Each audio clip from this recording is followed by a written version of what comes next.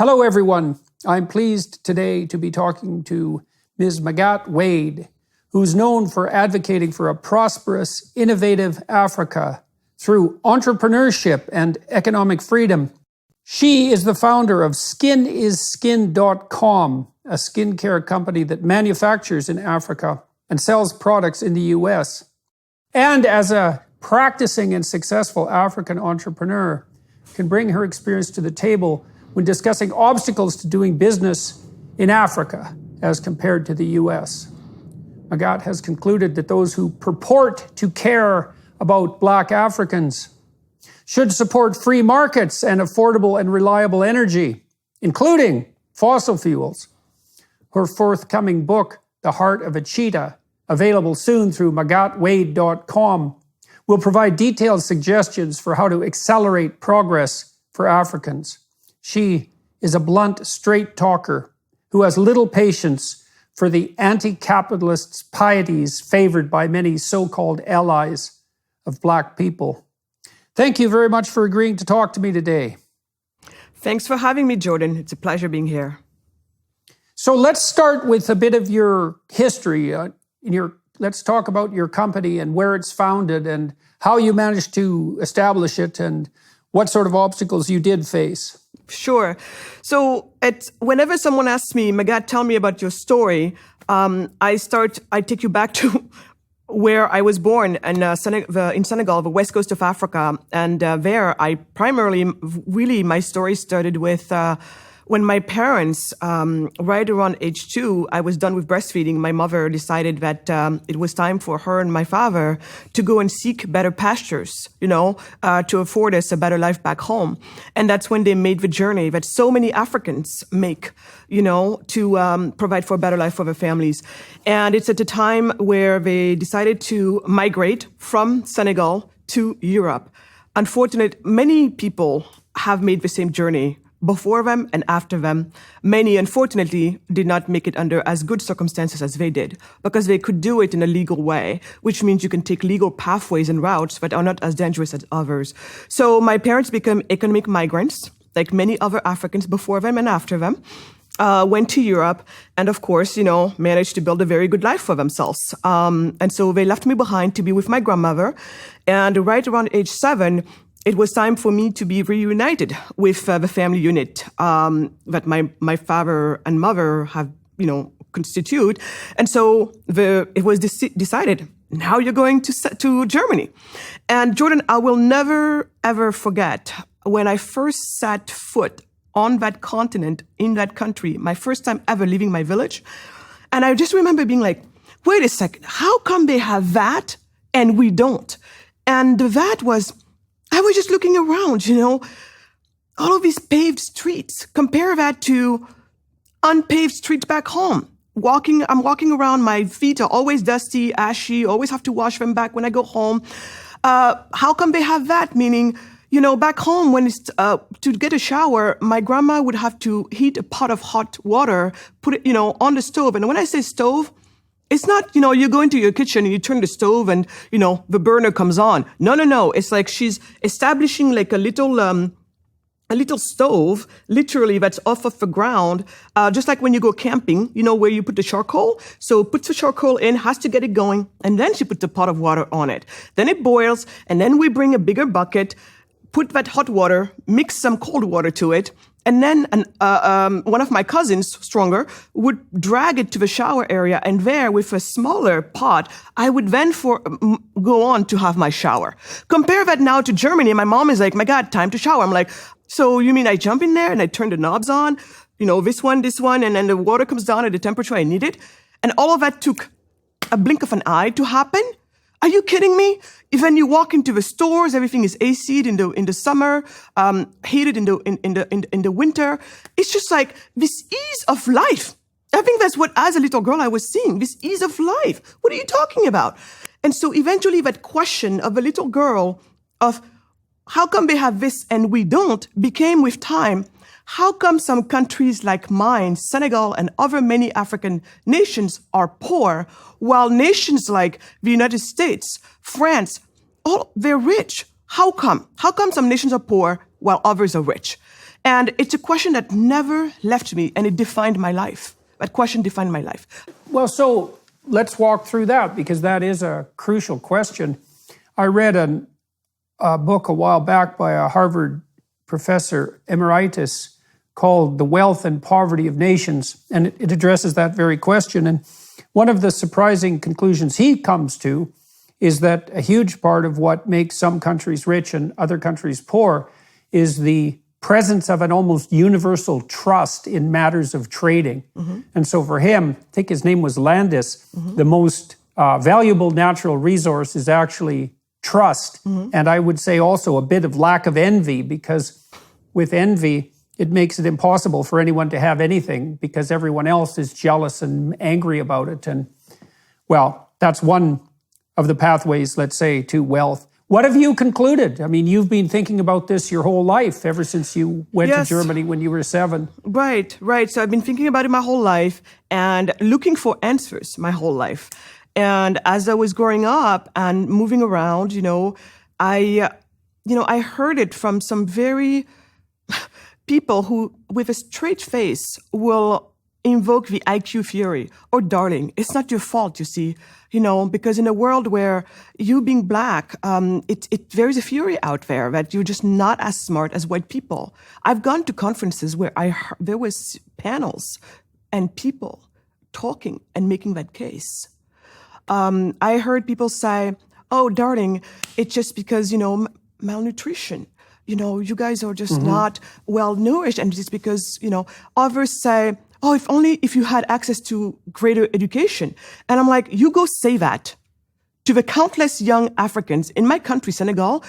The joke is the first job of a graduate is to be a street seller. How many of these people on the street, you see them hustling in between cars in a very dangerous way under the hot sun, and you ask them, what did you study? And they're trying to tell you, I have an MBA in finance, in math, and they're right there doing what they're doing. I was just talking to a person in Swaziland, in Eswatini. It used to be called Swaziland. Beautiful math background. And I said, what are you doing now? Because I'm considering hiring her remotely. And she said, well, I'm raising chickens. All she can do right now is raising chickens. So if you're going to make it about education, you go talk to those people first, and you come back and talk to me about it. And then other people just, maybe if I give you some free shoes, if I give you some shoes, you'll be better off. Tom's shoes, buy some shoes so that some other people have a better life. All of this nonsense, Jordan, I've been hearing throughout times. But guess what? None of them made any sense to me. Because if you're going to make it also about let's say even use the IQ, which I should not even give a minute to. But then how come the same person, same background, same education, let's take even my parents, all of a sudden they make it to Europe and voila, they can manifest their greatest potential. So I'm starting to think maybe it's not about this person. Maybe there's something else that's not about this person per se in this situation. And then I'm like, maybe it has to do with the place they get to be in or not. And so that was starting to brew in my head. So as all of this is happening, I'm living my little life. From Germany, a couple years later, my family decided we're going to move to France if we're going to stay in Europe for many reasons, because, France used to be Senegal is an ex-colony of France. And then after my business school in France, I decided that France was going to be too small for my ambitions. I got to get out of here. I don't want to be in a country where you have to be, if you make it to the right school, you get the right behind for the right amount of time, then you can hope maybe for some type of promotion. No, that was not for me. I'm not saying that everybody does that, but it was just not a good option for me. So I looked around and I could go anywhere, literally as I wanted. And I thought about the United States, this one country where anyone can become anything they want as long as they put in the work and if that's what they desire to do. And so I came to the US. And when I came to the US, I was first a headhunter in finance in the Silicon Valley in the heydays of a .com. I used to go to Netflix when Netflix was this tiny office in San Jose. Google, when most people didn't even know how to pronounce Google, it was one little building. In the Silicon Valley. And so there I got to see all of this entrepreneurship happening. And so, Jordan, this is where at some point something happened. And I'm taking a little detour here, but this detour is so important because I will get you to my answer because it's right there. So while I was in Silicon Valley, I was pretty much steeped into what they call the ecosystem of the entrepreneur. And just this idea of two people getting together, they have an idea, write it in the back of a napkin. It sounds cliche, but I lived it. I've seen it. And then they go to a lawyer to start their business, to start, the company legally, find some investors, and this whole ecosystem that comes around them. And then I start to be like, wow, this is rather amazing. And I think it's in Silicon Valley that I discovered the magic of entrepreneurship is to create something out of nothing. And that to me was so powerful, so powerful. I was living it in my bones. And from there... Right, but as you pointed out, there are a lot of moving parts in that system, aren't there? Because absolutely. You need people who have an entrepreneurial vision and who think of themselves that way. And then you need a group of people around you like that to talk to. And then you need early stage financiers who are often friends and family who are willing to contribute time, effort, money. And then you need later stage financing. And there is and the ability to work with customers and the willingness to market and sell. And so all of these pieces have to fall into place before anything like prosperity can beckon. So you encountered this in Silicon Valley, and what did that do to you? Yeah, so I encountered that in Silicon Valley, but just before you go, when you were talking about the early investment in your family and your friends, we like to talk about the 3 Fs, family, friends, and fools. So the fools are very useful there. So in any case, so here I am in Silicon Valley, and and I was doing extremely well for myself. At age 25, I was making 6 figures, bought my home with a pool in one of the most expensive zip codes in America, and I say it more for what can happen in this country. I could never, ever have dreamed of such a life in such a young age, being who I am back home in France. So right there, the American dream does exist. It was real for me, an immigrant from Africa. So, but Jordan, with all of that success, one day I lost it. One day I was driving down Big Sur, one of the most beautiful roads, if you ask me, in the world. With Highway 1. Highway 1 with a Pacific. Man, it's something, eh? It's so beautiful. You cannot not believe in God when you're on that path, okay? That's how beautiful it is. Yeah, especially if you're taking hairpin corners in a convertible. Yes, absolutely. And Jordan, it was one of those moments. That day was one of those days when the sun was, as usual, shining. The ocean was beautiful. I was, listening to some Yusundur in my car, great Senegalese musician, and just feeling so much gratitude and also so much pride in myself for what I was able to accomplish, and so much gratitude for everyone and everything that helped me get there. And just like it happens, every time I got to that moment of bliss, right away my mood turned. Everything became dark, as it usually does. Because why? Because right at that moment, I started thinking about the people that I had left back home. And it happened oftentimes through my life, because how else do you feel when you're growing up and you hear your parents, or you read the news, you hear the news, and it's saying that a body dropped from a plane somewhere above England because someone decided to migrate to Europe for a better life, just like my parents did, but they did it again under better conditions. And they thought it would be a good idea to hide into the landing gear. But somewhere above, London, above England, the body falls. Or they open the plane and they find in the cargo section of a plane a frozen body. Somebody thought it would be a good idea to hide in the cargo section of a plane. No one told them. It gets so cold up there. Or, this boat just tipped. This little fisherman's boat just tipped, somewhere along between the coast of Senegal and Spain, which is the first entry into Europe for these people. But the boat tipped over. It is not equipped to make this journey. And in the boat, you have babies, you have young people, primarily young people. And these are some of our most entrepreneurial people, the people that we need to build the prosperity back home. And where are they now? Lying at the bottom of the ocean, serving as fish food. How else would you feel if for years growing up, these are the stories that you're hearing? And yet why do you think your conscience bothered you at that point? I mean, you had been, Yeah. You'd come to the States, Yeah. you'd become successful, you had this beautiful day. And so why all of a sudden do you suppose your thoughts turned to the people that had been left behind, so to speak? I mean, it wasn't your fault that they were in the state they were in. I know, yeah. I know, it wasn't my fault, for sure. It took me a long time to accept that it wasn't my fault.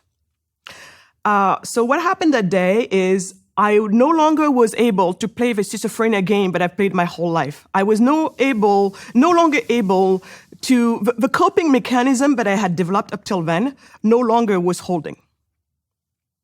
The coping mechanism that I had developed back for all of these years was, as soon as I started thinking about it, I would actually tell myself, this is not your fault. You have a life to live. It is not fair. Yeah, I would tell myself all of these stories, and then I would just shrug it under the rug. Act as if it... But that day, for some bizarre reason, it just no longer worked. And I lost it. I lost it. My body, the feeling was so violent that my body jerked, literally. And it's a miracle that I'm talking to you, because my body jerked so much that with it, the steering wheel. And I was going to end up down below in that ocean. But for some reason, it didn't. And as soon as I found a spot to stop, I stopped. And I got out of the car. Something major had happened. I still don't explain what it was. But at that time, Jordan, I surrendered. I surrendered. I said, God, from here on, I'm showing up. And I promise you, and I want you to help me make sure that every breath I take from here on is going to go towards the bettering of my continent. Right? I just made that deal with God. I said, this is what I'm showing up for this. I present and I offer myself. This is why did you think this was between you and God, so to speak? Because it was so big. It was so big. And it was so big, and he's the only one that I trusted to help me with that. The only one. And most importantly, I had no idea what to do about it. But I knew that faith would be my best ally in this until I could figure it out. Yeah, well, faith sometimes is the courage to do difficult things. You know what? It's a very good way to look at it, and maybe that's what happened that day. Because that day I was definitely not willing, or let I say, not capable at least, of being a coward about it anymore. Because my whole life I was pretty cowardish about it. If you think about it. Why cowardly? Why would you say that about yourself? I don't know. It's just because the idea that in order to no longer feel the pain, I would have to push it under the rug. I don't find that very courageous. But I didn't know what else to do, because otherwise the pain was just going to drag me into places. But at least I had the sanity to know were not safe or healthy for me until I knew how to get into those dark spaces, right? Which, by the way, I learned afterwards, because afterwards I used knowledge to my rescue. The understanding really helped settle everything. Yeah, well, it is a terrible thing. It is a terrible thing to look on the poverty and the corruption, let's say, of an entire continent and in some sense the entire world, and to contrast that with your own prosperity, and then to realize, at least in principle, that you have a moral duty to do something about it. That's no trivial undertaking. That's exactly. So, okay, so you're on the side of the road and you've pulled over and you've had this realization, so continue. Yeah, so I pulled on the side of the road. I had this realization, and eventually I said, from here on, this is the path I'm taking, and I want you to help me. So show me the way. I will be a good disciple. And things started to change. And it started to change with a few months later. My husband, who was French, and I talk about him in the past tense because, poor soul, he passed away shortly after all of this. Like, we had maybe a year together. I didn't know that then. But I took him home to Senegal to see the place I came from. And there he was asking me about this hibiscus beverage I've been telling him about forever. You know how it is when you're not from the same culture, that the first thing you teach one another is what you love about your respective cultures. And that's how a better culture is born out of that mixing. In any case, we're there, and he's like, I want to try the hibiscus you're talking about. So, everywhere we go, at the restaurant or within my friend and family homes, you go there and they bring you to this plate. Coke, Fanta, Pepsi. I'm like, where is the hibiscus? Girl, where have you been? So basically what has happened, anybody who feels like is a somebody drinks the Western soda pop brands, the ones I just talked about. And the bottom of a pyramid, which is the bulk of the people, they drink knockout brands, those knockout brands. And in between, the traditional indigenous drink that we used to have is squeezed out. And with them, the livelihood of the women who are primarily the ones who used to grow the raw material, which is the hibiscus. So now these women are leaving the countryside, going and packing themselves in the cities, and they're, begging on streets, prostitution, maybe working in people's homes where they're being treated horribly. So anyway, this cycle of poverty is just keeping going. And there, I thought I was done with being depressed sometimes about the situation back home. I fell in a literal depression. For 3 days, my body was not willing to obey me anymore. It was just like, I'm done. I was so disappointed with the world because now here I am. Not only do I have my people now dying, but now I also have my culture dying. Because my hibiscus drink, which is called bisap, it's the juice of teranga. Teranga means hospitality. That is what the people of Senegal are known for. So this is a part of our cultural identity. Yet it is not on that plate that they brought me. So when I think of a plate, I think of a world stage. And when I think of the drinks on it, I think of the cultures of the world that matter so much that they're on that plate. Well, what am I seeing? I'm not there. And that's a big problem. Because if you're not there, it means your culture is disappearing. And if your culture disappears, the only time people might remember me in the future is going to be in museums. Why do you use the metaphor of the table? You know what? I never thought about it. I don't know. It's just something that came to my mind when I saw that. It was just like, I saw that plate, I saw the drinks on it, and it was just, our world was right there. The plate was it's a divine symbol, right? That's an ancient divine symbol that in some sense, the collective table, the table of the gods. To have a seat at the table is to be part of the conversation and to be part of the elect in some real sense, to be welcomed in with hospitality and to share and to distribute and to mutually enjoy.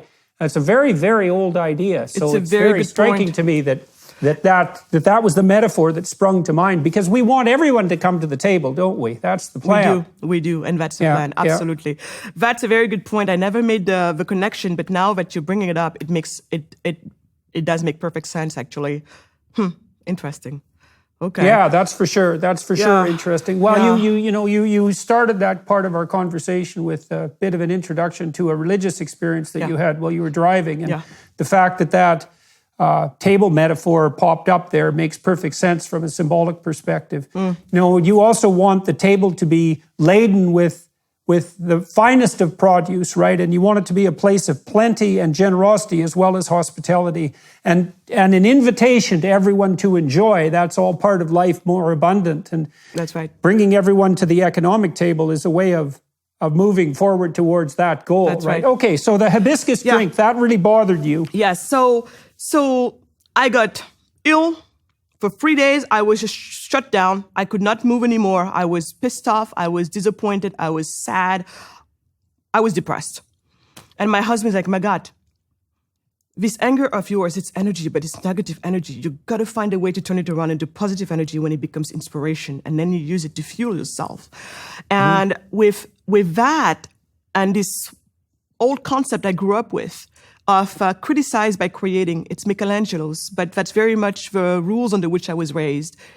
I don't need you to have a right answer, my grandma or my father would say, but I need to know that you have thought of alternatives. They don't have to be the right ones, but I want to know that you have thought of solutions, because when you're in solutions mode, you no longer are a victim. It's a completely different mindset, and I think that's more what they were going for. The other thing that's interesting about that too, I think, is that first of all, I think that's a good rule of thumb, but also people have problems and they're often annoyed and oppressed by the fact they have problems. But first of all, you don't have all the problems in the world. You have your problems and the problems that bother you. And you might ask yourself, well, why do those problems bother you and not other problems? And I would say maybe it's because in those problems you actually find your destiny. And those are often things you don't want to look at, like you didn't want to look at the poverty of your of your continent, and no bloody wonder. Who wants to look at that? But it was something that bothered you. It turned out that was your problem. And if you faced it, well, then you figured out on that road that that was your destiny, properly thinking, properly speaking. Yes, and it was not always easy for me to recognize that or to see it as clearly as I do today. But yes, if I did not follow that, if I did not pursue that question, I would not be sitting here talking to you right now because there would be no reason for it. So there, with Criticize by Creating, turn this anger, energy into positive energy, into inspiration. Then I'm starting to come back to life. I'm like, you know what? Yeah, if I've got a problem with this situation, I got to fix it myself. So I'm going to start a company. I'm going to start a brand. And we're going to sell it first in the US because I'm going to do reverse colonialism on my people. If the only time they can respect something is if the West has said, oh, now we welcome it, then I'm going to trick you the same way.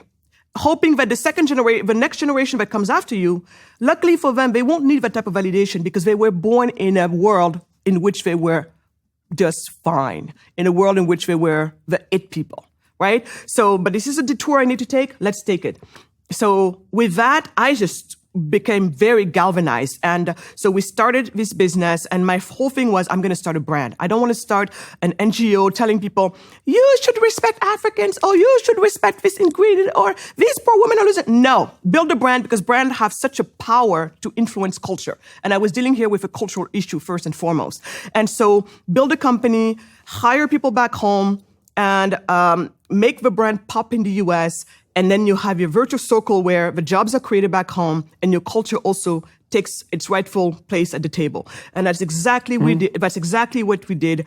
I started this company in my kitchen, and eventually, by the time you look around, you have on my board Roger Enrico, the ex-chairman of PepsiCo. You have a gentleman who started, Sobe, that was sold to Pepsi, and then also Odwalla, which was sold to Coca-Cola. So all of these who's who of the business of the beverage world were sitting at my table, helping me run this company. Again, something like this, I could never have done this if I was not in this country. So this is where we are now. But you know what, Jordan? Then what happened there? I was starting to get my answers, because as we built this company, the sister company was based in Senegal. And it was mostly for the supply chain side. And then another sister company was built in the US for more marketing, R&D, sales, and the sales channels. That's what the sister company was doing. And would you know that as I was building this company, at least back then, it would take you a quick 20 minutes, maybe faster, depending on how fast you type, to establish an LLC online. Compare that to the almost 2 years it took me to legally register the sister company in Senegal. Right. So let's just focus on that for a minute. Mm-hmm. Okay. So you're comparing 20 minutes to 2 years. Mm-hmm. Right. So then you have to ask yourself, and I'm sure you have, is how much time and energy do people have? Like, it's not an easy thing to set up a business. It's a daring thing, and there's a tremendous amount of risk involved, and you'll probably fail. That's the risk side of it. Now, you might succeed beyond your wildest dreams, but if you exhaust all your hardworking and entrepreneurial people by forcing them to jump through idiot hoops nonstop, all that you do is keep people absolutely impoverished. And so we've got a key issue with regard to poverty right here, which is the presence of a stunning amount of unnecessary red tape. So how is it, do you think, that the U.S. has managed to make it so that you can register a company in 20 minutes, whereas in Senegal it takes 2 years? And, I read a great book called The Mystery of Capital, Hernando de Soto. De Soto, I was going to bring him up. Yeah, De Soto's great, man. That's a great book. Yes. And he points out that in some of the so-called developing countries, especially the more corrupt ones, not only does it take multiple years to do anything at all legally, but by the time you jump through all the hoops to do it legally, the laws have been changed so that what you do is no longer valid. That is absolutely the case. So you're asking me a very good question. And the way I will go about that is I'm going to try to take this opportunity to debunk a myth, because this whole conversation with you, I take it as my opportunity to debunk so many myths about African poverty. Hence, what would it take for African to build African prosperity, because I'm not interested in alleviating poverty. I'm not interested in just like, oh, can I be a little bit less poor? No, I want to be prosperous. I think my people, like anybody else, should be prosperous. So, yes, and we should also point out, let's point out very clearly, since we're debunking myths, that that's actually a high ethical aim, is that we want life more abundant for everyone. We don't want to limp along, lowering our carbon footprint, barely scraping the surface. We want people to be prosperous and free, and life to be abundant, and everyone to have enough educational resources and to thrive. And that's the ethical aim. That's right, to thrive. To thrive. Human flourishing. To me, it starts and it ends with it. Human flourishing. Now, what it means for somebody to flourish, it's going to be up to them to decide. But should everybody have access to human flourishing? You betcha. So here, going back to the question and why the U.S. and in Africa not, and then Hernando de Soto making the case that oftentimes corrupt countries make it so hard. So there, the myth that I debunk is so often, I talk to people and they're like, oh, Africa, these countries, this region is so corrupt. And I'm like, yes, my country might be corrupt, almost as bad as Chicago. You know what I mean by that. So corruption is, if you will, everywhere. But the way it manifests itself is different from place to place. And so I would like to argue on the order and the relationship between corruption and these laws that Hernando de Soto was talking about. The more they corrupt and the more you have to jump through hoops and everything. I like to argue that corruption is a cause of senseless laws, is a cause too many laws and also senseless laws. When you have those together, then you breed corruption. Give you an example. This is another example that we had to go through. My current company is a skincare company. Skin is skin.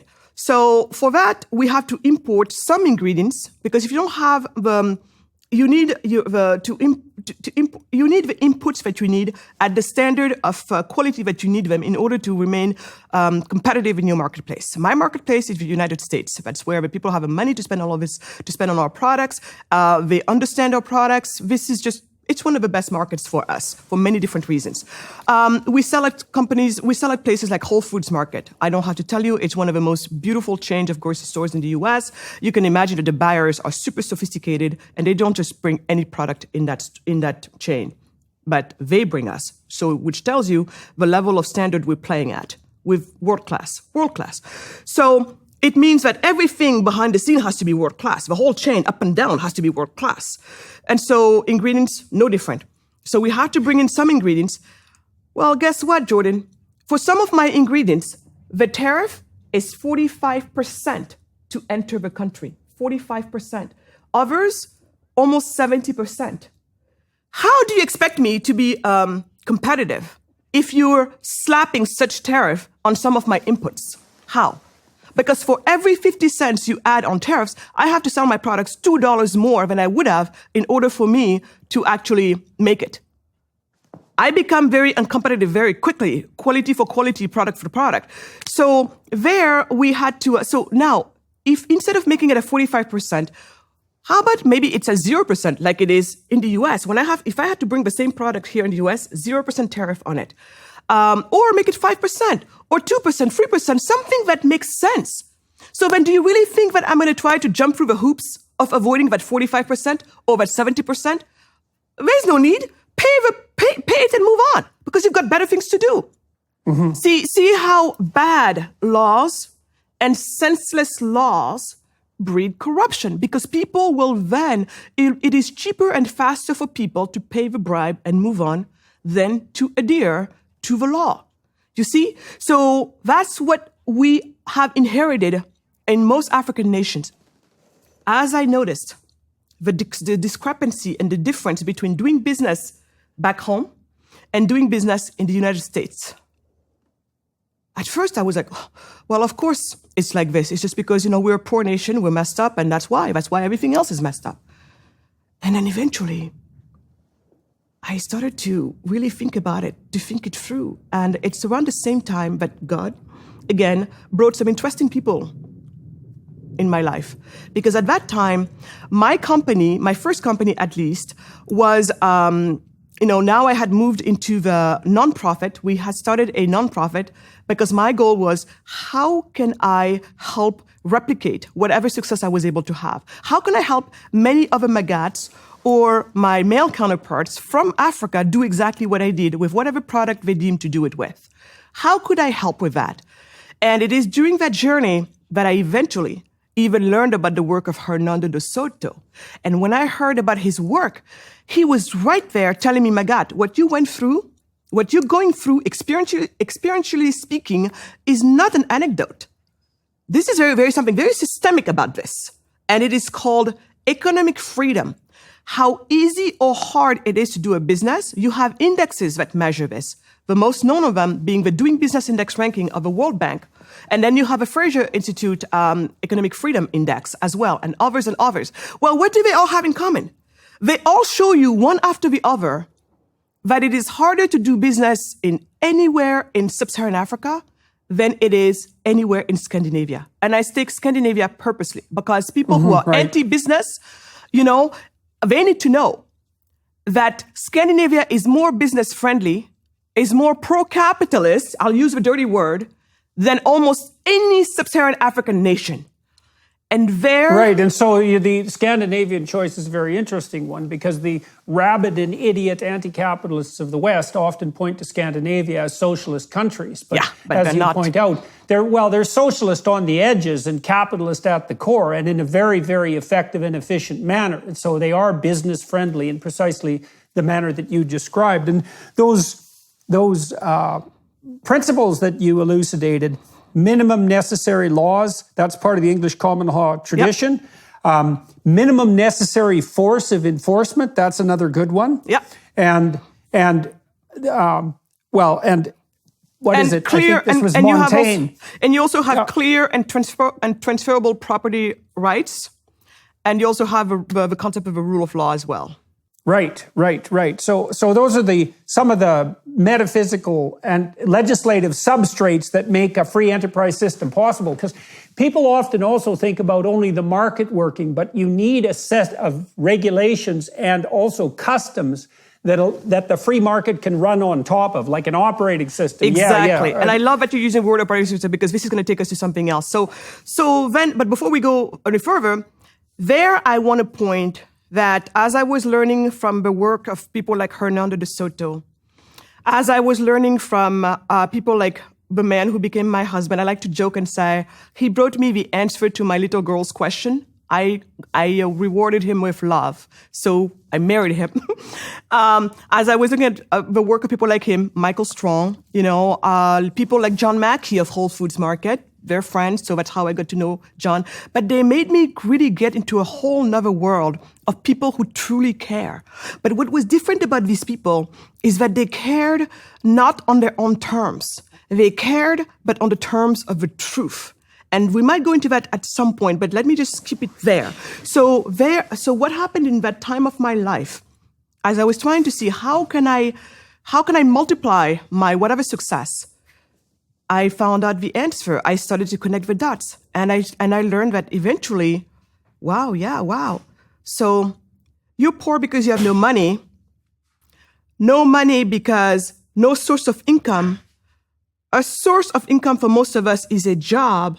Where do jobs come from? The private sector, businesses, especially small and medium-sized enterprises. Then shouldn't we think about the environment of those businesses in which they get to thrive or not?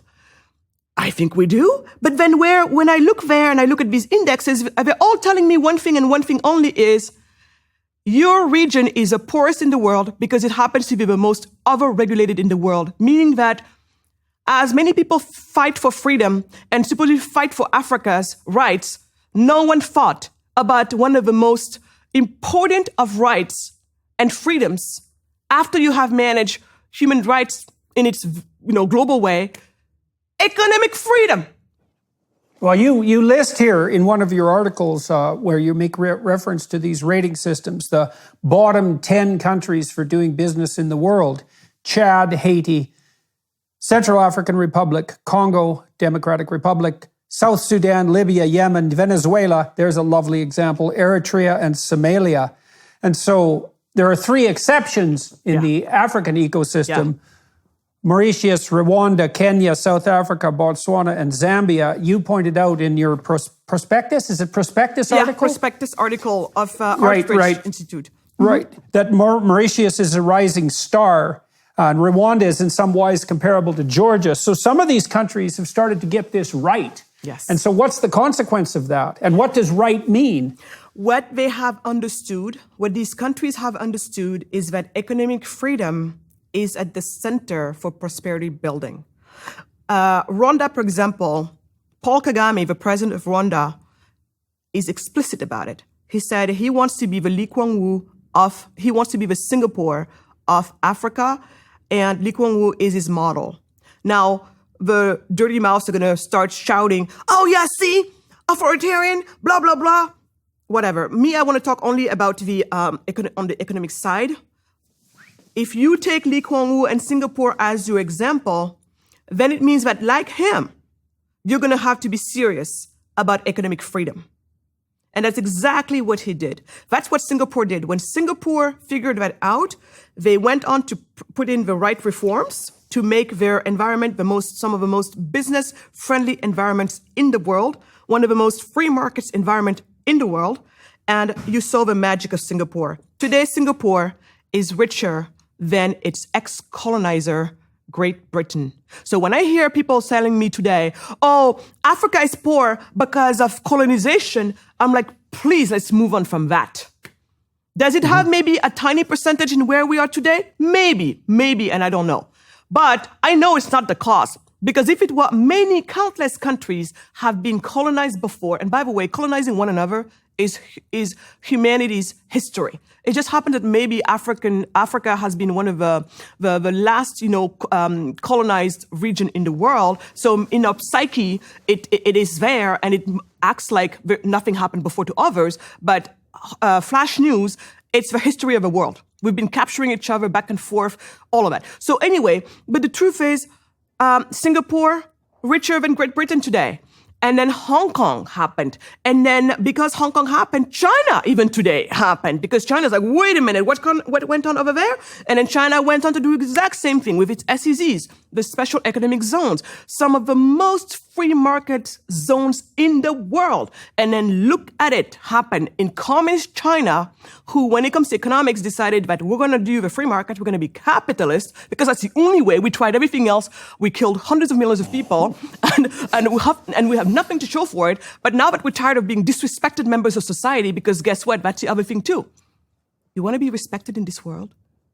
You're going to have to be among the prosperous ones for other reasons. Would it be nice, G, that we respect people just because? Absolutely. But that's really not the world we live in. So when China got tired of being disrespected, they're like, maybe we got to build also some prosperity here, because then they're going to hear us. And today, China, being one of the, being where it is at, even Hollywood, who tries to tell the world how to think, is being told by China what movies to make and how to tweak stories and history in order to be palatable for them. You see the power that comes with being prosperous. What would you recommend concretely to countries like Senegal to get the hell out of the way, let's say, of the people who would, like you, would do everything they could to try to make it better? I mean, one of the things that happened with India is India established the Indian Institute of Technology, which is a deadly engineering school. And a huge number of its graduates went to Silicon Valley, as you well know. Yep. And many of the successful Indian graduates of IIT started to dump money back into India and build a capitalist infrastructure there, or help build a capitalist infrastructure there. So this sort of thing can really take hold. If you were making recommendations to governments who wanted to get on board and stop being like Chad, Haiti, Central African Republic, Congo, South Sudan, Libya, Yemen, and Venezuela, etc., what concrete steps should they take from the bottom up to get the hell out of the way? Exactly. So two things we've been doing, because I'm a practitioner, as that's my entrepreneurial journey. I'm an entrepreneur, so I practice what I preach. But I also preach. I preach for free markets. And so when it comes to that, one of the hats that I wear is as the director for the African Center for Prosperity of the Atlas Network, the largest organization in the world of free market think tanks around the world. And so what we do there is we work on reforms around the world to take down barriers of entry for local entrepreneurs. So that's one thing. But as we all know, that's a great initiative to take, and we've been making some really good advances in many countries, especially in Ghana. We've been making a lot of progress with our partners there, Imani. But that is piecemeal legislation. It takes forever. It is hard as heck. And by the time you made a gain here, you made 20 losses over there, and it's a continuous problem. But until we get better, we got to continue at it. So that's one thing we've been doing. And so that's a hat I wear, working with free market think tanks to try to make it easier for local entrepreneurs to join in the party. Additionally, I'm going bold. I'm going radical. For the past few years, we've been advocating an idea for Africa that found some of its roots in Latin America. And again, I'm related to the people who are involved in this. My husband being one of the key figures in this movement, a movement called the Charter Cities. Paul Romer calls it like that. He's a Nobel laureate in economics. Others call it the Free Cities. I like to call it the Startup Cities. So the best way to think about it, Jordan, and it goes back to what you were talking about earlier when you use the word operating software. Most of the most of the low-income nations, so meaning back in the days, the way we used to call it is poor nations, they have regulations for poverty. They're basically regulated for poverty, meaning the set of law, poverty. It only calls poverty. And so what some of these folks have thought about, looking at the Dubai example, Dubai just recently entered the top 10 of international financial centers of the world. And what Dubai did at some point is think about it and be like, on this bare, plot of sand that's technically worth nothing right now as is, this 110 acres of land, sand everywhere. They're like, well, maybe Sharia law is not the best for business.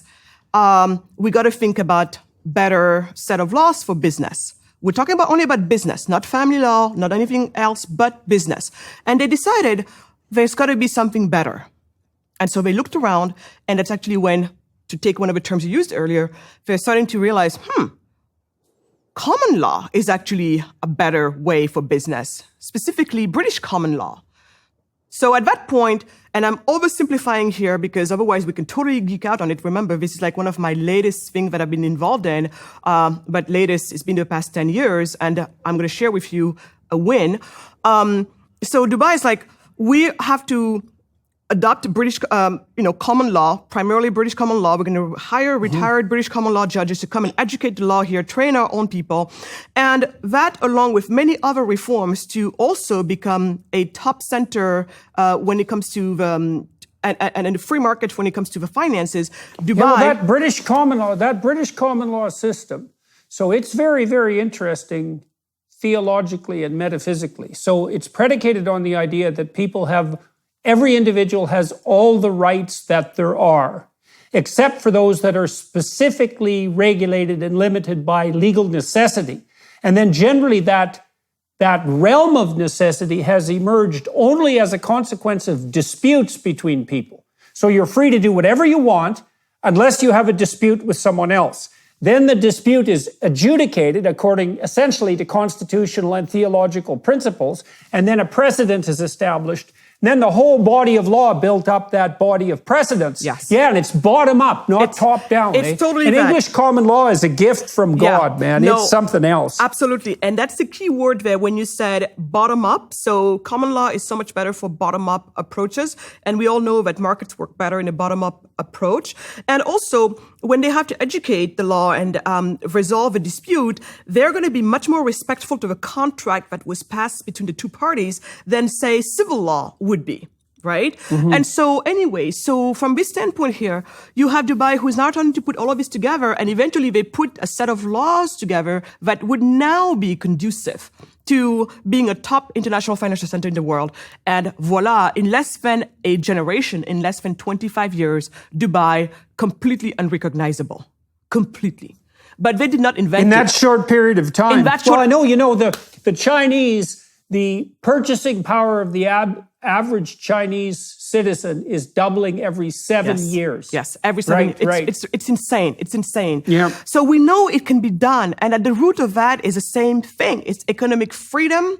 It's allow people the freedom to enterprise. And Dubai did it. So Dubai was one of the most recent ones to do it. Now the UAE and Abu Dhabi is going the same way. And they're even trying to outbid each other in terms of who is going to be even more free market.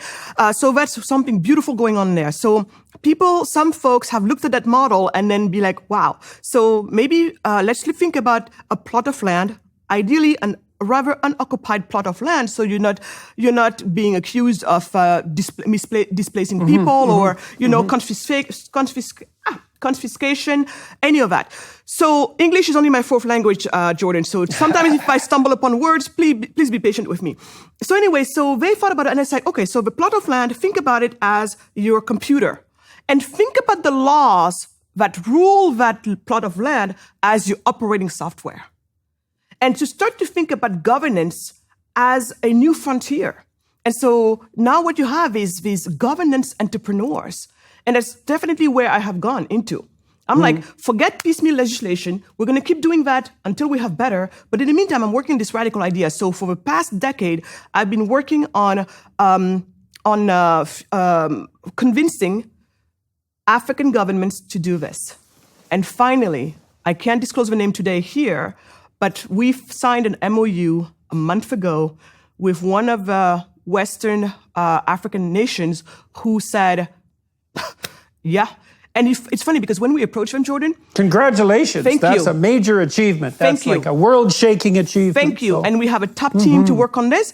And so, but it's so funny because when we first met them, the gentleman said, my God, what do you mean by common law? Because, they belong to a civil law, like many French, ex-French colonies, by the way. Because see, that's another difference.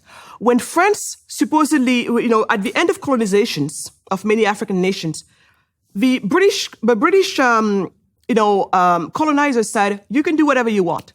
Keep common, do whatever you want, whatever. Turns out most of those countries kept the common law. And it's actually easier when you are, it's actually easier for an African nation or any other nation or culture to actually build on top of common law than it is to build on top of civil law. So, see, Anglophone... We should shout that from the rooftops. I agree. No, That's absolutely right, man. Common law is deadly. Is dead. Civil law is deadly. Yeah. Civil That's civil okay. Law is deadly. That's okay. Yes. So basically what happened there is, so all of these Francophone countries are still operating, Francophone African countries are still operating on civil law for most of them. And that world doesn't know about that either. Just like when we started talking to this country, they're like, what do you mean common law? Isn't there only civil law that exists? I was like, I almost fell over. And then even that, you see, because you live in your world, you take so many of these understandings for granted. Because remember, I've been spending my life asking about these questions and drilling and really, learning. And then even the work of someone like George Aite, a Ghanaian economist who just passed away, but he's my intellectual father on all of this. And I will bring him up in a minute. So anyway, so here they're like, whoa. So when they discovered about, there's common law, there's civil law happens not to be so good for business, and blah, blah, blah, and all of this. And so now that's what we're working on. And I'm telling you, Jordan, I don't know where this project is going to go. But even if we only make 5 steps with it, the floodgates have been opened. I believe that with all my heart. Because all you need is for a door in here to open up. That's all you need. That's a major door, the one in there. All you need. So these countries who are at the bottom of the Economic Freedom Index, what sort of ideas do you think possess them to constantly run interference in relationship to people who are trying to be entrepreneurial? So I know one of the things that's happened, since the Berlin Wall fell and the collapse of capitalism is that because the people who were pushing communist ideas are not quite as noisy and horrible as they once were, although they're certainly making a comeback, that many countries around the world have been freed up to try to have not the worst economic policies they could possibly design. But there's still this lingering resentment and hostility towards entrepreneurial free market capitalism, especially at the local level that you're describing, that's unbelievably toxic. So what is it that's possessing these countries that are at the bottom of the economic freedom index. Venezuela is a good example. No, you're giving me goosebumps by asking me this question, because by asking it, you're going to allow me to share something that, once again, is also part of a myth busting and something that is totally unknown to people. And I'm going to talk only for the case of Africa, because I'm sure for Latin America, the situation might be similar. But let me just talk about the case of Africa, because it is a big continent enough that it should matter. So, and this is where the work of George Ayittey takes all of its power and importance. George Ayittey is a Ghanaian economist, like I said, passed away recently. But George gave me the last piece to the queue of my answer, because once I discovered that we're poor because of our lack of economic freedom, that's the reason why we're poor. Then my next question was like, but why? Why is it that Americans get to enjoy this economic freedom and we don't? What happened? Where did it happen? Have we always been this way? There's the mystery. Well, the thing, it really is a mystery too, because it doesn't require much of an explanation to explain poverty and corruption, right? Because we're born poor, because we don't come with natural food, state of man. And corruption is corrupt. That's right. That's the natural state of man. And so the real mystery, and this is a bloody mystery, that's for sure, is how any country ever managed to escape that. And the common law tradition is definitely a piece of that. And of course, America was fortunate enough to be founded on those principles. And so, okay, so continue if you would. Yes. So my question was just like yours. Once I discovered it, I'm like, and still, why is it that these people have it and we don't? What happened to us? What's going on? And most important, so then now I'm understanding also this battle between socialism and capitalism, the ideologies, and how they're fighting each other. And for some bizarre, strange reason, the world, including Africans, developed this idea, this understanding that we are more socialist than we're capitalist, naturally, culturally. And I'm like, I call BS on that, because you say, again, the same Africans, you bring them to a country where there's economic freedom, and voila, let them manifest. I mean, did you know that most black doctors in the US are from Nigeria? Did you know that? Right? And that... I know that black immigrants to the US do much better, proportionally speaking, than black people who are born in the US. Right. So there is that. But then when I asked that question, it's when George Ayittey and his work brought me my answer, and that was the last piece of a puzzle, and then everything made sense. Okay, our region is the poorest in the world because it's the most overregulated region in the world. How did we get there? George takes me back to a time that most people don't think about, including myself at first. Because when most people think about the story of Africa, Africans, and black people in Africa in general, we go no further down than slavery. It seems like our collective history starts with slavery. And George is reminding us, no. They were, before the white man ever set foot on the continent, black people were there. They had different types of, like many different cultures, many different society groups, name it. Yet, and then George made the case with his research that actually pre-colonial Africans were actually practicing the free markets. They were practicing free enterprise. And it makes sense.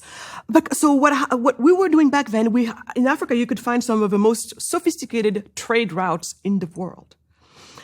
You would go to places like Great Zimbabwe, where basically you would see these homes, these buildings built in a round shape with stone. Whoever built that in those times was at the top of their craftsmanship, at the top of engineering skill sets, something quite unbelievable. So unbelievable and advanced that when the white people came, they said, there's no way black people could have built this. You see, so this is who we were. And the chief could never say, oh, Magat, you made your bread, now you come to the market, and you're at the market here, you cannot sell it for $1 more profit than I allow you to Jordan.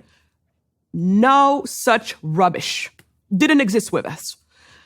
You had basically also this idea that we have to wait every 4 years or 5 years to vote. No, we voted with our power of exit. And you could exit every second that you wanted. If you don't like this chief and what he or she is practicing, vote with your feet, get out. You go join another group, or you go start another group. You name it, but you're not going to sit and fight with other people there just so that things can go your way. You go and make it happen your way, or you go join others who are doing it your way. And so for the longest time, what we had was tribes maintaining the peace. Did we have battles among us? You betcha. That's, again, human nature. But what was happening? We were tribes working with each other and keeping the peace, even knowing sometimes when to try to intermarry so that we even keep the peace more. And then they came and they said, oh, gee, aren't you guys savages? And we're going to civilize you. And to civilize you is we're going to bring this top-down governance approach to all of it. See, we were practicing decentralized governance before.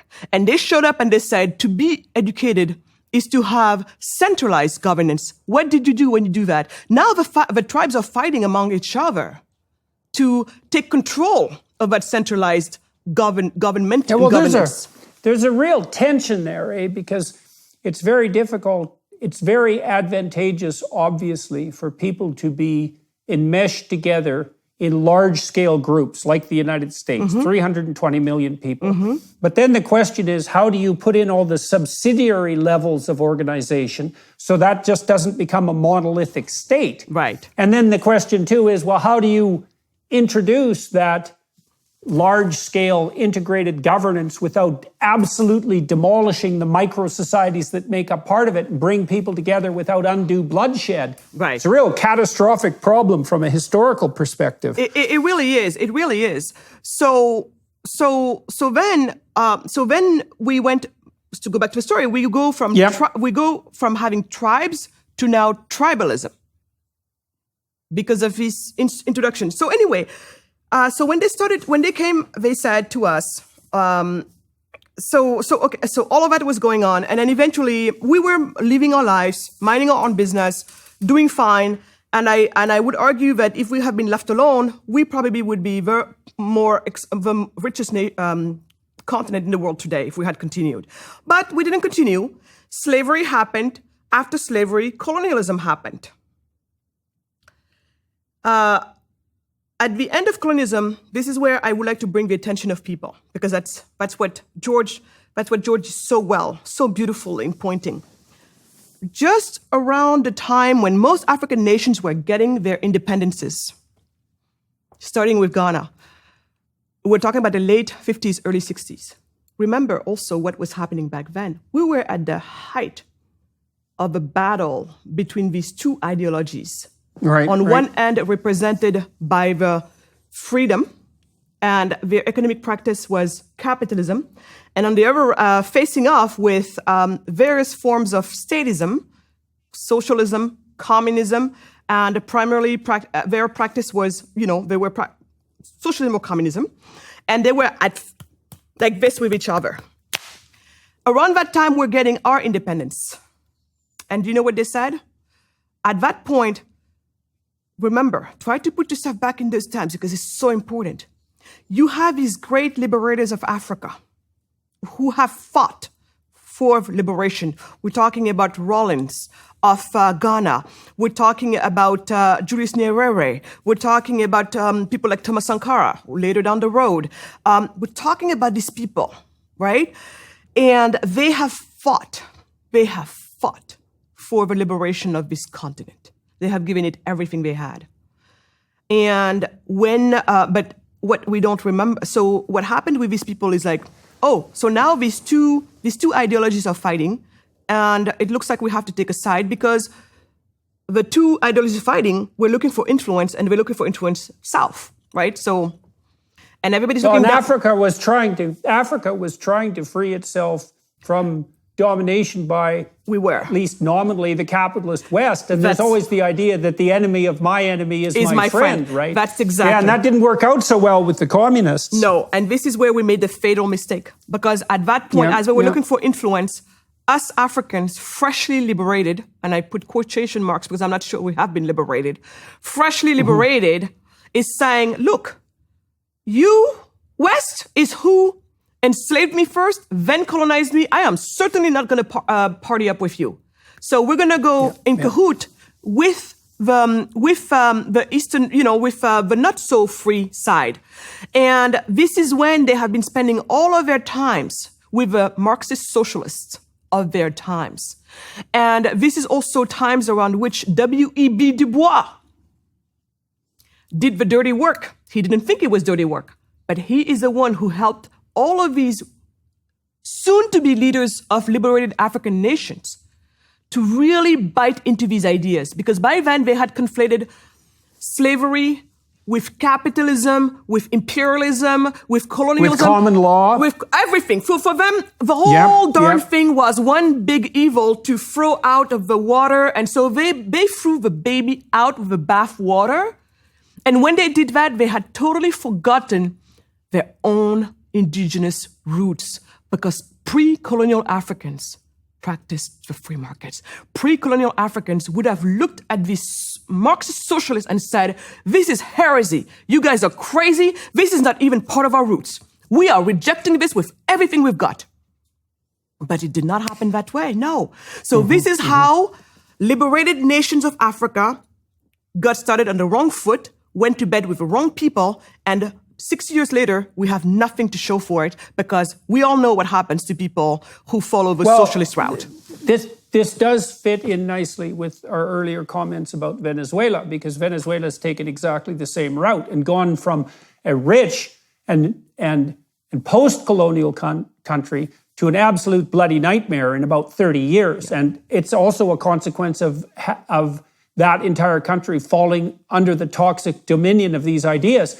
But you can certainly understand why that would have been attractive to the emergent African countries of the 1960s, right? I mean, it is a hard thing to think through the idea that the enemy of my enemy is not necessarily my friend. Yes. And a lot of these Marxist ideas, which purport to have the poor in mind, but which truly don't, are extremely attractive, even if you are heartfelt in your consideration for the poor. The problem is that the only systems that seem to lift people out of absolute poverty are free market capitalist systems, and their equivalent, the kind of equivalent you described characterizing pre-colonial Africa. That's right, and that's why it's so important for me whenever I bring up this part of the story to always. That's why I was saying, please try to put yourself back in their shoes back in those days, because I believe that if I had lived in those times, I would have been part of the people who fight for African liberation. And I probably would have made the same decision to side with a Marxist socialist. I would have. I think I would have. Well, half the Western world made that decision, and the Chinese made that decision, and the North Koreans made that decision. I mean, and now we're having a battle about the same damn ideas again, and have invaded the West again. That's the thing. But this is where I, as an African, will not have it. While I excuse, I think the mistake they made was fatal for us, but hopefully it's a mistake that would have had consequences for only the 60 or 62 plus years, since we made those decisions. But today I take it upon my responsibility as a contemporary African, to know better. And on top of that, I also know the ways of my pre-colonial fathers, which to me now are the only ones I want to look at. Our pre-colonial fathers. Of course, is it that everything they did was right? No. This is why, we have progress in life, right? There are some things we know now, we're not so good, but there are some things that have to pass the test of time and place. So maybe those we should keep. So anyway, as an African living today, with everything that I know and is available to know everywhere, the research is very clear, the evidence is rock solid. I cannot in all consciousness and be a person of high morality, I cannot disregard what I have learned and what I have experienced and what by now we know to be true. So people like me, the Marxist socialists need to know, for the longest time, they have used us, the black people, to make their dirty deeds. So maybe the Black Lives Matter people, the founders who are self-called Marxist, social Marxists, fine. If they want to go, I say fine. I'm not fine. Yeah. But if they want, I'm not willing to be the useful idiot of the social Marxist any longer. They have used us black people for too long. They have used us suffering for too long. But today, I know better to dissociate myself, and so they're going to have to go look for other peons to mess their heads with. But because people like me, I know the truth. And what I love about the truth that I had learned is that my pre-colonial forefathers totally would have stood by my devotion to the free enterprise. They would have said, great, great, great granddaughter, thank you. Thank you for looking back to our times and seeing what we were doing. We were we were on the right track, girl. We were. So today, I think everybody has to make a decision for themselves. But me, what I have learned, that's what I'm taking out. And everything we talked about today, Jordan, is really not part of the mainstream. Because you ask most people, African included, why are you poor? They're going to say colonialism. They're going to say racism. They're going to say because they're taking all of our natural resources and blah, blah, blah, and so on and so forth. And guess what? Those who claim to care in the West, they leave us in that misguided opinion of what the problem is. Because it took me so long. I was with these people who said that they cared about me. They cared about Africa. But I found that every time that they hear that the solution might be for free markets and capitalism, the look of disgust, I think that's the right word, the look of disgust that they have in their face.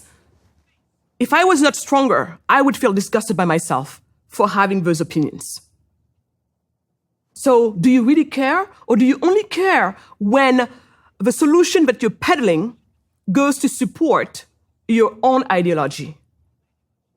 Yeah, and your own moral claims. Yes. To care. Yes. Right? Because that's the easy way out. It's like, well, I care, and there's some people who are well off, and those people who are well off have stolen everything they have from the oppressed people, and I'm on the side of the oppressed people, and all I have to do is punish the oppressors, and all of a sudden I'm a moral agent. Yeah. And I can leverage the suffering of genuine poor people whom we know have actually been helped out of their absolute poverty by capitalist systems. We absolutely know that to be the case.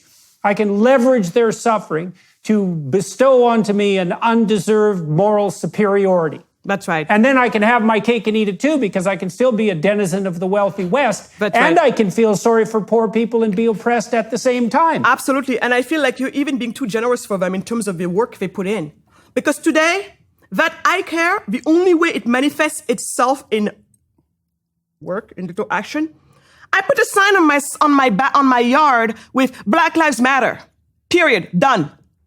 If Black Lives Matter so much, if Black Lives Matter so much, then you cannot, with a straight face, tell me in the same sentence that you also are anti-capitalist. And also, if Black Lives Matter so much, what do you make of the fate of 1 billion Black people? Because Africa is home to 1 billion Black people. We're 1.3 billion, but 1 billion of those are Black. It is home to 90% of the representatives of the Black race. Yet you tell me Black Lives Matter, and you, in the same sentence, are going to be anti-capitalist. The only thing we know to build prosperity, and with that respect, you cannot be possibly serious here. And guess what? Newsflash. People like me today are here to tell you how full of it you are, because you're full of it. And I'm not going to allow you to no longer have your cake and eat it too. It's just too easy when the stakes are so high. And the same thing with your whole thing about the climate change. Oh, gee, climate change.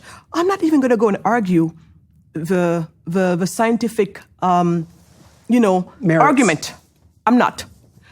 Let's say I even agree with you that the world is going to go to hell in 12 years, as they claim. If nothing is done, Earth is going to blow up in 12 years.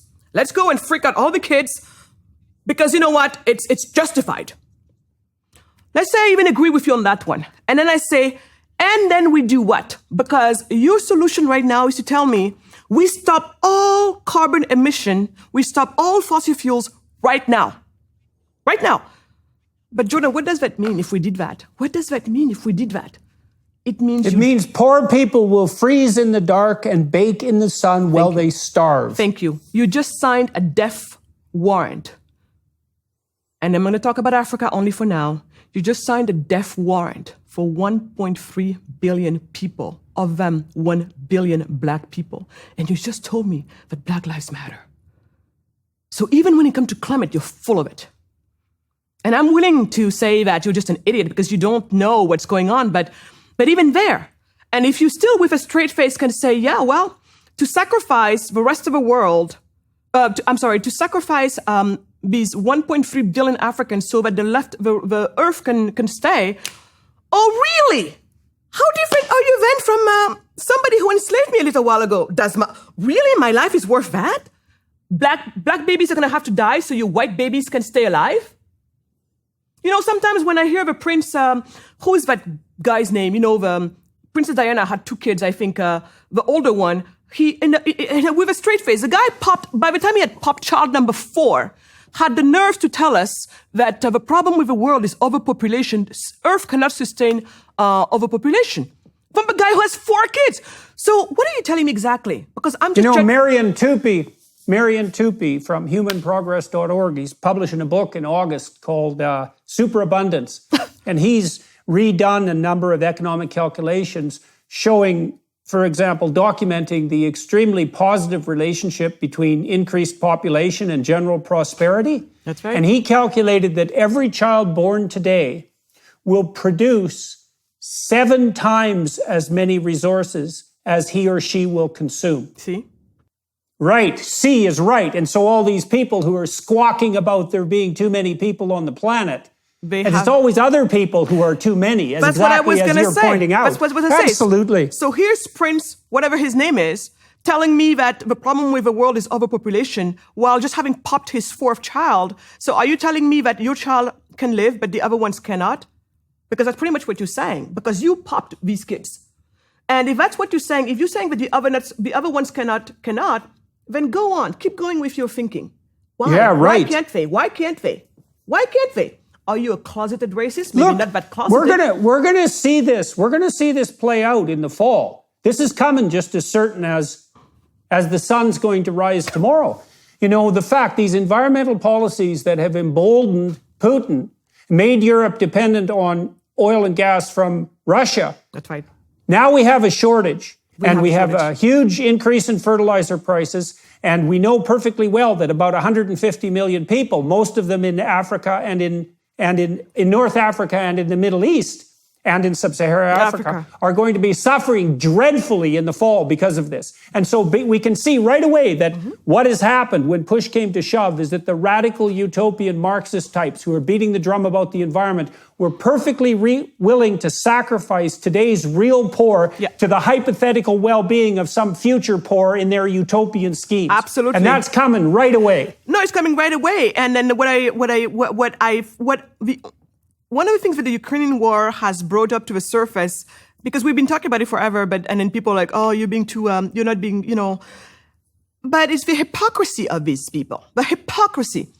When I have a Green Party of all parties, the Green Party of Germany, I don't know if you heard it, a week or so ago, they came out and they said, oh, we have to keep burning coal a little while longer. Oh, really? Yeah, a little while. When you ask this on the line, we have to keep burning coal a little while longer. Oh, but the Africans? No. No. So this hypocrisy the reckoning is coming. The reckoning is coming because I, for one, I'm not willing to stand there and let them get away with it. All of this time, they made it sound like they have a moral high ground, and I call not only BS. That's enough of that. I agree, man. I call enough BS. Of that. That's such a lie. I call BS. I'm going to call them what they are. These anti-fossil fuel zealots are the new racists of our times. And we can see clear in their game, and we will not stand for it. Not. So a war is coming, but the war that's coming for me is not a cultural war. I think the cultural war is too easy for them to win in a way. But this one right here is going to bring them straight back to who they are. When I see that Jeff Bezos' ex-wife gave a couple $100 million to Planned Parenthood, and she specifically earmarked it for Black women. Lady, can you please tell me your further thinking? And we didn't hear about it, by the way, in the bigger news. So I'm just trying to understand, why does the world think that it needs less Black babies? It seems to me that's what it is. So we want to talk about racism. I think there is racism here that doesn't speak its name. But we're going to have to call it what it is. So it's going to be one thing or another, Jordan. One is I'm going to hold you, you're going to have to tell me that Black lives matter. If Black lives matter, then African lives have to matter. If African lives do matter, then capitalism matters. And if you make that case, we're good. Let's keep working. And fossil fuels matter. And fossil fuels matters. So people can burn clean burning fuels in their house instead of choking their children to death on indoor pollution. With indoor pollution. Yeah. So you're going to have to tell me that all of that matters. If Black lives matter, then it means 1 billion Black African lives do matter, which means capitalism matter, which means fossil fuels matters. If not, you're telling me that it doesn't. And you don't have to tell me Black lives don't matter for you to tell me it doesn't matter. All you have to tell me is we can't have fossil fuels and we can't have capitalism. If you tell me that, then I know that de facto Black lives does not matter for you. And if Black lives does not matter for you, then you're a racist. Done. You want to go through this whole white supremacy is this and blah, blah, blah. Today, if you are not in favor of what is going to contribute to my human flourishing as a Black person, forget white supremacy or whatever you want to call it. That to me is the new definition of racism. Let's go there. That's a really good place to end, I would say, this part of the discussion. I want to talk to you a little bit more. We're going to do this on the Daily Wire Plus network. And I want to talk to you a little bit more about your personal experiences, but I really want to thank you for having this conversation with me today. And I think I hope, as you said, it'll break up a lot of these. They're not just myths, they're toxic anti-truths. And they're hurting people in a way that we're just beginning to become aware of. And there's going to be all hell break loose this fall. Yes. And I'm really sad and sorry about that because it was completely unnecessary. As you know, we know the pathway forward. Common law that's such a firm foundation to build a prosperous society upon, a proper free enterprise, localized economy, get the bureaucrats and the resentful people the hell out of the way of people like you, and see if we can get prosperity to grow everywhere in the world. Then maybe, too, when people get rich enough, they'll be able to afford to care about the environment a little bit instead of having to be forced into an anti-carbon environment by these idiot environmentalist zealots. That's what I call it also the disrespect of the poor. It's yes, total, absolutely. It's total disrespect for the poor, thinking that you're superior to them. Do you think you're superior to them just because you care about the air that you breathe? Gee, I think you would be just like this poor person if you had no food in your belly, child is sick, you don't know how you're going to take care of it. You had all of these issues that come straight from your poverty. I think that you too, the quality of the air you breathe or the quality of the water you drink might be numbered 100 in the priority list because right now you have to survive. So for you to think that something is wrong with them because they don't care about that, well, maybe I'll put you in that position and we'll see when you're going to start to think about that. And so this is complete disrespect for the poor and it is unacceptable. It is wrong. Great. I agree with you 100%. All right. That's great. So thank you very much for talking to me. Thank you for having me. Much appreciated. It was very good to see you again. Thank you. Hello, everyone. I would encourage you to continue listening to my conversation with my guest on dailywireplus.com.